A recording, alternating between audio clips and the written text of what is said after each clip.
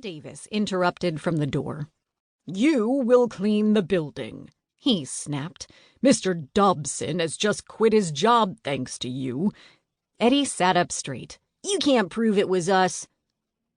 "Oh, no?" Principal Davis stomped over to the trash can. Every kid in the room held his or her breath as the principal stooped down and pulled out 2 empty peanut butter jars. "How do you explain these?" Eddie jabbed Howie in the back. "You moron," he sputtered. "You should have dumped those in another class." But it was too late now. "Until I find a replacement for Mr. Dobson," Principal Davis said through clenched teeth, "this class is in charge of cleaning, and you can start with the stair railing." Chapter 2. Mr. Jolly.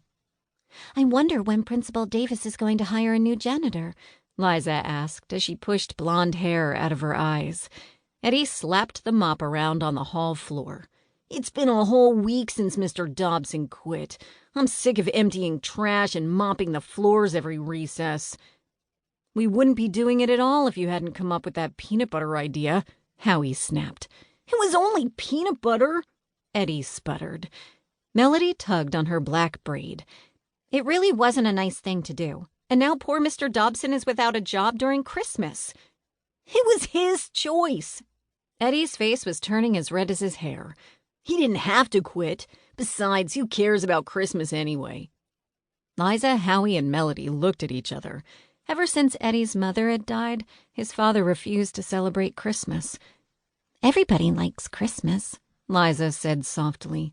"Not me," Eddie announced. "Christmas is for sissies." "Sissies!"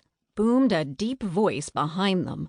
All 4 kids turned to see Principal Davis and a very fat man standing in the hall. "I'd like to introduce Mr. Jolly," Principal Davis said. "He's our new janitor." Mr. Jolly smiled at them.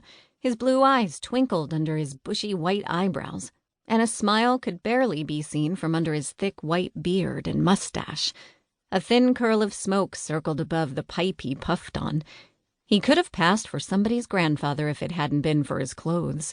Most grandfathers don't wear hot pink t-shirts with green and pink slacks. He even had on bright green tennis shoes to match. Melody broke the silence. "We sure are glad to meet you." "I bet you are, ha ha ha," Mr. Jolly chuckled as he took the mop from Eddie.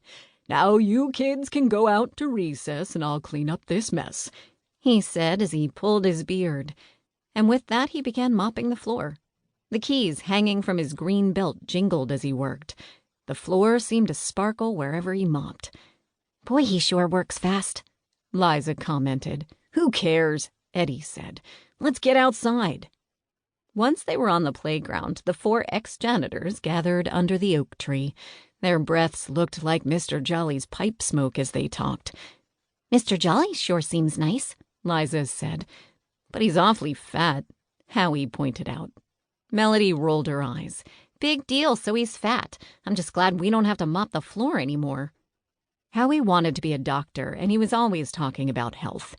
"Being fat is bad for you." "So's this ice breath," Eddie said with a laugh. And then he smacked Howie right in the face with a snowball. After that, it was all-out war. The 4 kids were so busy throwing snowballs, they didn't see that Mr. Jolly was watching them from the window, and that he was writing things down in a little red notebook. Chapter 3. A Peculiar Helper. Nobody gave Mr. Jolly a second thought. At least, not until the end of that week. They were all sitting at the lunch table, slurping down chicken noodle soup. "Who is that?" Melody asked with wide eyes.